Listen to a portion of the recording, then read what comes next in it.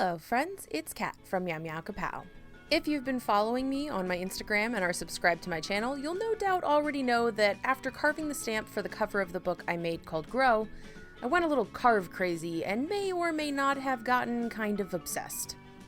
A lot of people have been asking about what materials I'm using, and I am by no means an expert, but I'm happy to share my review of this Moo Carve stamp block and share a bit of the process I've been using.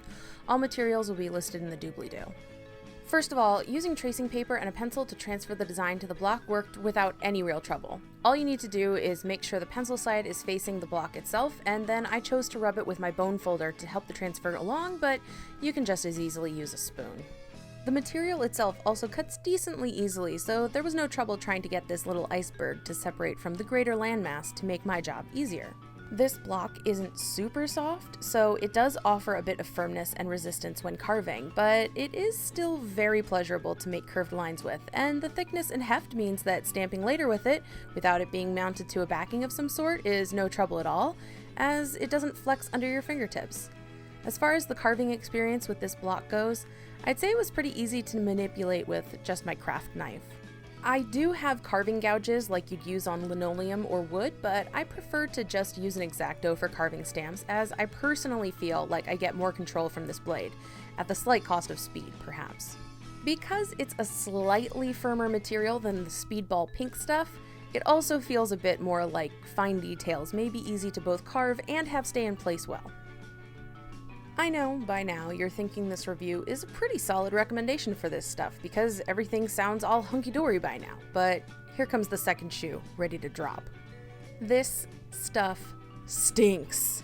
Literally, the smell is incredibly intense when you open the package, and my entire apartment reeked of it for 5 or 6 hours.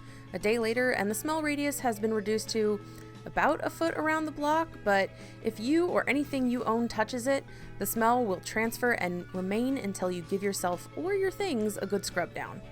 It smells like lemons, but rotten lemons, on fire, in a sulfur pit, guarded by the worst pile of sweaty gym socks that has ever been. And not just a little, I mean excessively.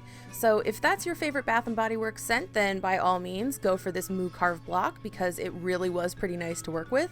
But otherwise, don't.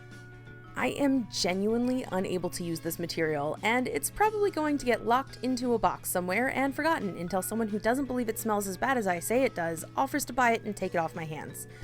Or until it returns to the fiery gym sock sulfur pit from whence it came. Whichever. Please, someone tell me this is a fluke. Tell me I got a bad batch or something, because there's no way this company made a good product and just happened to not notice the smell. Right? I'm in the process of testing a bunch of other carving materials, and they all have their own quirks, but if you already have a favorite, please tell me about it. Until I see you next time, I wish you peace, love, and nose plugs. Bye!